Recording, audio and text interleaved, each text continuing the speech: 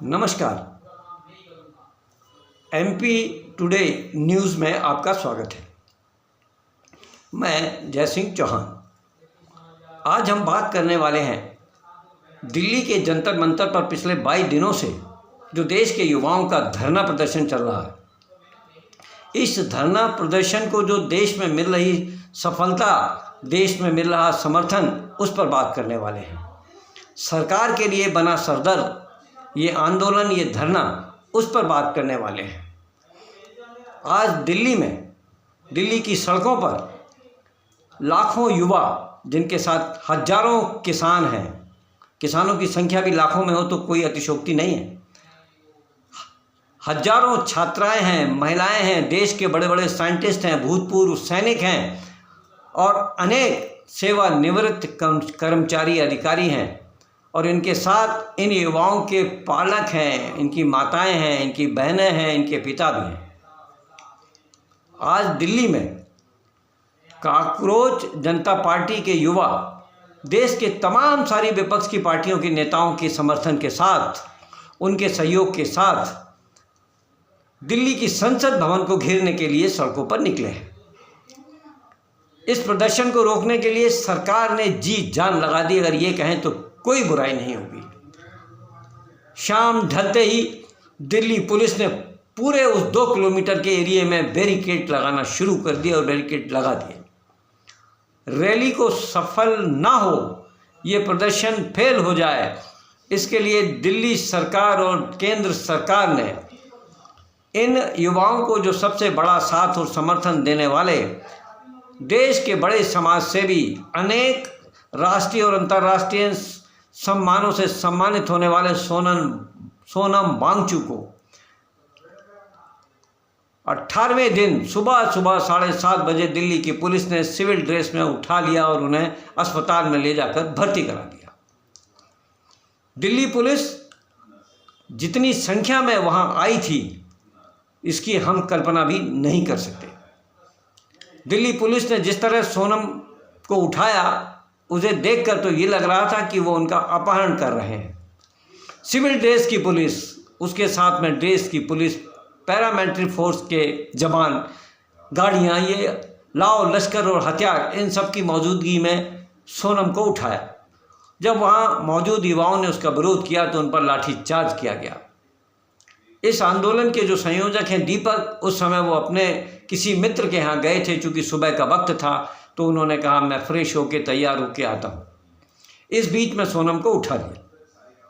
सरकार युवाओं के इस आंदोलन को दबाने के लिए हर संभव प्रयास कर रही है, लेकिन जैसे जैसे दबाव सरकार का युवाओं पर पड़ रहा है, वैसे वैसे ये और आंदोलन उग्र हो रहा है। राकेश टिकैत, जो किसानों के नेता हैं, प्रवक्ता हैं किसान संघ के, वो अपने हजारों कार्यकर्ताओं सहित वहाँ हैं। उत्तर प्रदेश के पूर्व मुख्यमंत्री अखिलेश यादव, समाजवादी पार्टी के जो राष्ट्रीय अध्यक्ष हैं, वो वहाँ हैं। आम आदमी पार्टी के संयोजक पूर्व मुख्यमंत्री अरविंद केजरीवाल भी वहाँ थे, संजय सिंह वहाँ थे, तमाम सारे, योगेश यादव वहाँ थे, न जाने कितने लोग वहाँ हैं। देश के जो साइंटिस्ट हैं बड़े बड़े, वो सब वहाँ हैं। सबका समर्थन इन युवाओं के साथ है और इन युवाओं की एक छोटी सी मांग है कि सरकार देश में शिक्षा की जवाबदारी को तय करे। इसमें जो गलतियां हो रही हैं, गलती करने वाले की जवाबदारी तय करे। देश के शिक्षा मंत्री धर्मेंद्र प्रधान का इस्तीफा स्वीकार करे, चूँकि नीट के एग्ज़ाम एक बार नहीं कई बार लीक हुए हैं पर्चे, और वो एग्ज़ाम कैंसिल करना पड़े, दोबारा एग्ज़ाम हुए और कई बच्चों ने इस एग्ज़ाम के कैंसिल होने से दुखी होकर आत्महत्या कर ली। कई घरों का इकलौता चिराग बुझ गया, लेकिन सरकार के मंत्री, सरकार के प्रधानमंत्री, इनके माथे पर बल नहीं पड़ी।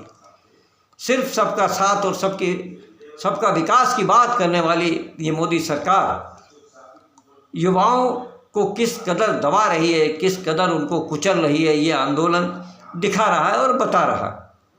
अब धीरे धीरे देश की जनता की समझ में ये आने लगा है कि ये सरकार कहती कुछ है और करती कुछ है। युवा पूरी तरह से अब एक हैं और इन युवाओं को देश के सभी बड़े नेताओं का समर्थन प्राप्त है, फिर चाहे वो चंद्रबाबू नायडू ही क्यों ना हो, उन्होंने भी इसका समर्थन किया है। अन्ना हजारे ने भी ये प्रधानमंत्री और प्रधानमंत्री नरेंद्र मोदी की सरकार से कहा है कि युवाओं की बात को सुनना चाहिए, माने या ना माने, लेकिन आपको सुनने पड़ेगा और आपको सुनना चाहिए। ममता बनर्जी पहले इसका समर्थन कर चुकी हैं, अब चंद्रबाबू नायडू ने भी खुल के इसका साथ दिया है। मात्र एक धर्मेंद्र प्रधान को बचाने के लिए देश के प्रधानमंत्री नरेंद्र मोदी देश के करोड़ों युवाओं का भविष्य अंधकार में करने जा रहे हैं और कर रहे हैं। यदि कल ये युवा जो देश का भविष्य हैं, जिनके हाथों में देश आने वाला है, उनके साथ ही अगर देश का प्रधानमंत्री जो अपने आप को युवाओं का उद्धार करने वाला, युवाओं को विकास की गति देने वाला, युवाओं को सर्व सुविधाएं प्रदान कराने की बात करने वाला अगर प्रधानमंत्री ऐसा करे तो फिर इस देश का क्या होगा। बरसते पानी में लाखों युवा सड़कों पर हैं, पुलिस उन पर लाठी भी चला रही है, लेकिन युवा रुकने को तैयार नहीं है। युवा इन पुलिस वालों को धक्का देकर, उनका विरोध कर कर दिल्ली के संसद भवन के मुख्य द्वार तक पहुंच गए हैं। प्रधानमंत्री नरेंद्र मोदी के लिए ये आंदोलन अब दबाना बहुत मुश्किल है और धर्मेंद्र प्रधान जैसा नेता, उनका साथी, उनका सहयोगी, कार्यकर्ता अब प्रधानमंत्री की गले की हड्डी बन गया है। प्रधानमंत्री यदि धर्मेंद्र प्रधान का इस्तीफा स्वीकार करते हैं तो ऐसा लगता है कि जैसे उनकी बेइज्जती हो जाएगी। उन्हें लगता है कि उनका ईगो हार्ड होगा, उन्हें लगता है कि शायद वो युवाओं के सामने उन्हें झुकना पड़ेगा। पर शायद देश के प्रधानमंत्री ये भूल गए कि इसी देश में किसानों के लिए उन्होंने 3 कानून बनाए थे, संसद में पास कराए थे, और इन कानूनों को हटाने की मांग को लेकर देश के किसान 1 साल तक धरने पर बैठे रहे और 1 साल बाद प्रधानमंत्री नरेंद्र मोदी को मजबूर होकर इन किसानों के सामने अपने घुटने टेकना पड़े थे और माफ़ी मांगना पड़ी थी और उन 3 कानूनों को वापस लेना पड़ा था। आज शायद फिर वही स्थिति बनने वाली है, एक बार फिर प्रधानमंत्री को माफ़ी मांगना पड़ेगी, धर्मेंद्र प्रधान का इस्तीफा स्वीकार करना पड़ेगा। दिल्ली में जो लाठियां चल रही हैं, दिल्ली में जो युवाओं पर अत्याचार हो रहा है, सोनम वांगचुक के साथ जो सरकार ने किया, ये सब अब जनता के सामने है। पूरे देश के लोग इस प्रदर्शन में युवाओं के साथ हैं। मध्य प्रदेश के भी सैकड़ों युवा छात्र छात्राएं दिल्ली पहुंचे हैं और वो यहाँ इस प्रदर्शन में शामिल हैं। मध्य प्रदेश की राजधानी भोपाल के बोर्ड ऑफिस चौराहे पर भी इस प्रदर्शन के समर्थन में युवा धरने पर बैठे हैं और अपनी बात दिल्ली सरकार तक, डॉक्टर मोहन यादव की सरकार के माध्यम से पहुंचाने का प्रयास कर रहे हैं।